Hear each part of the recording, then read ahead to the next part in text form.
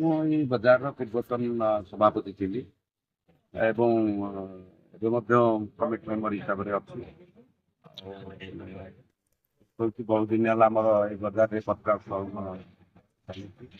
ଆଉ ଆମର ବଜାରରେ କୌଣସି ଝଗଡ଼ା ନାହିଁ, ଝାଟି ନାହିଁ, ସୁରୁଖୁରୁରେ ବ୍ୟବସାୟ ଲୋକମାନେ କରୁଛନ୍ତି ଏବଂ ଯାହା ସବୁ କରୁଛନ୍ତି। ବହୁତ ଦିନ ହେଲା ବର୍ତ୍ତମାନ ସମସ୍ତେ କଲ୍ୟାଣ ଚୀନ ହଉ ବା ଆମେରିକା ହଉ, ବର୍ତ୍ତମାନ ଏଇ ଯୋଉ ତାରିଫ ଲାଗିଛି ଏଟା କଣ? ଆମଠାରୁ ଜିନିଷ ନେବ, ତମେ 25% 50% ଯାଏଁ ପଳେଇଲ ଲଗେଇବା ପାଇଁ। କିନ୍ତୁ ଭାରତ ଯୋଉମାନେ ସ୍ୱାଧୀନ କରିକି ଯାଇଛନ୍ତି ତାଙ୍କ ମୂଲ୍ୟ ତ ଆମେ ଦେଇପାରିବୁନି, କିନ୍ତୁ ଆଜିର ଯୋଉ ପରିସ୍ଥିତି ଭାରତ ଆଗେଇବା ପାଇଁ ଯେତିକି ଚେଷ୍ଟା ବର୍ତ୍ତମାନ ପ୍ରୟାସ ଚାଲିଛି, ଆଉ ପ୍ରଧାନମନ୍ତ୍ରୀ ହୁଅନ୍ତୁ ବା ନେତୃତ୍ୱ ଯୋଉମାନେ ନେଉଛନ୍ତି ସେମାନେ ବହୁତ ଚେଷ୍ଟା କରୁଛନ୍ତି।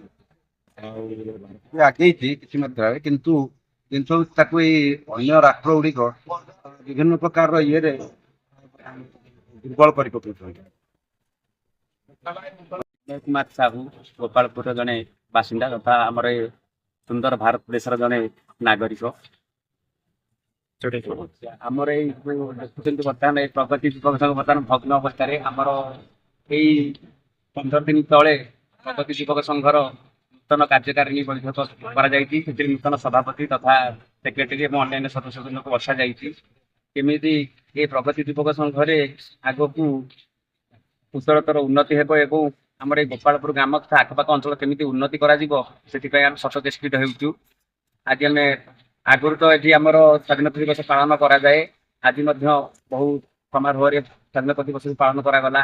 ଆମର ପୂର୍ବତନ ଉପଦେଷ୍ଟା ମଣ୍ଡଳୀ ତଥା ଆମର ନୂତନ ସଭ୍ୟମାନେ ସମସ୍ତେ ଆମେ ଉପସ୍ଥିତ ଥିଲୁ ଏବଂ ଏଇ ଆଜିର ଏଇ 79ତମ ସ୍ୱାଧୀନତା ଦିବସକୁ ବହୁ ମହା ସମାରୋହରେ ପାଳନ କରିଛୁ ଏବଂ ଆଜି ଆମେ ନିଜକୁ ମଧ୍ୟ କୃତଜ୍ଞ ମନେ କରୁଛେ ଏଭଳି ଏକ ପୁରୁଣା ଅନୁଷ୍ଠାନ ଆମକୁ ସଭ୍ୟ ଭାବରେ ସେ ଗ୍ରହଣ କରିଛନ୍ତି। ସେଥିପାଇଁ ମୁଁ ନିଜକୁ ବହୁତ ଧନ୍ୟ ମନେ କରୁଛି। ଭରତ ଚନ୍ଦ୍ର ସାହୁ, ଗୋପାଳପୁର। ମୁଁ ଜଣେ ରିଟାୟାର୍ଡ ଟିଚର ହେଡମାଷ୍ଟର। ଆଜି 79ତମ ଦିବସ ସ୍ୱାଧୀନତା ଦିବସ ପାଳନ ଉପଲକ୍ଷେ ଆମର ଏଇ ଛୋଟ ଗ୍ରାମଟି ଭାରି ସରଗରମ ହୋଇଯାଇଛି। ସମସ୍ତେ ଆନନ୍ଦ ଉଲ୍ଲାସରେ ପତାକା ଉତ୍ତୋଳନ କରିବା ସହ ପିଲାମାନଙ୍କ ସାଥିରେ ଗ୍ରାମ୍ୟ ପରିଭ୍ରମଣ କରିଛନ୍ତି ଏବଂ ନାନା ଗୁରୁଜନ ବ୍ୟକ୍ତିମାନେ ନିଜ ନିଜର ବକ୍ତବ୍ୟ ଦେଇଛନ୍ତି। ଆମେ ଚାହୁଁଛୁ ଦେଶର ଶାନ୍ତି ଶୃଙ୍ଖଳା ଏମିତି ବଜାୟ ରହୁ, ଲୋକେ ଆନନ୍ଦ ଉଲ୍ଲାସରେ ସ୍ୱାଧୀନତା ଦିବସ ଏବଂ ଜାତୀୟ ପତାକା ପାଳନ କରିଥାନ୍ତୁ। ଆମେ ସବୁବେଳେ ଚାହୁଁ ଲୋକମାନେ ଆତ୍ମନିର୍ଭର ହୁଅନ୍ତୁ।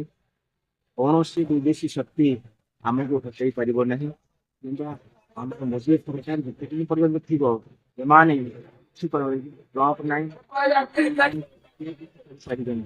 ଆଜିର ଯୁବ ସମାଜରେ କଣ କହିବେ? ତେଣୁ ଆଜିର ଯୁବା ସମାଜରେ ମୋର ଗୋଟିଏ ବାର୍ତ୍ତା ଯିବ ଯେ ସେମାନେ ନିଜର ରକ୍ଷା କରିବା ପାଇଁ ଯଦି ସମସ୍ତେ ପ୍ରାଣକୁ ନିର୍ଦ୍ଦିନ କରନ୍ତି, ଖୁସି ହୁଅନ୍ତୁ ଏବଂ ସାମାଜିକ କର୍ମରେ ଯୋଗ ଦେବା ପାଇଁ ଆଗେଇ ଆସନ୍ତୁ। ଏହା ହିଁ ହେଉଛି ମୋର ଲକ୍ଷ୍ୟ। ମୋ ନାଁ ଶ୍ରୀ ବାଳକୃଷ୍ଣ ଷଡ଼ଙ୍ଗୀ। ମୁଁ ଜଣେ ଶିକ୍ଷାନୁଷ୍ଠାନକାରୀ, ସରସ୍ୱତୀ ଶିଶୁ ବିଦ୍ୟା ମନ୍ଦିରର ସେକ୍ରେଟାରୀ, ମହତକଲା ଏବଂ ଗୋପାଳପୁର ପୋଷ୍ଟ ଅଫିସ ନିକଟ ସ୍କୁଲ। ଆଜି ହେଉଛି 79ତମ ସ୍ୱାଧୀନତା ଦିବସ। ସାରା ଭାରତରେ ଆଜି ପୁରପଲ୍ଲୀରେ ଏହାର ଚାଲିଛି ପାଳନ। କିନ୍ତୁ ଗୋଟେ ଜିନିଷ ହେଉଛି ଏପର୍ଯ୍ୟନ୍ତ ଲୋକ ସ୍ୱାଧୀନତାର ମୂଲ୍ୟ ବୁଝିପାରିନାହାନ୍ତି। ଆମେ ସମସ୍ତେ ସ୍ୱାଧୀନତା ବୋଲି କହୁଛେ, କିନ୍ତୁ ସାମ୍ବିଧାନିକ ଅଧିକାର ତାହା ଆଜି ରୁଦ୍ଧ ହୋଇଯାଉଛି। ସେହି ଦୃଷ୍ଟିକୋଣରୁ ଆମେ ସମସ୍ତଙ୍କ ପାଖରେ କ'ଣ ଦୁଃଖ ପ୍ରକାଶ କରୁଛୁ ଯେ ଏହା କେବେ ପରିବର୍ତ୍ତନ ହେବ ଓ ଛାତ୍ର ଯୁବ ମାନେ ସଚେତନ ହେବେ।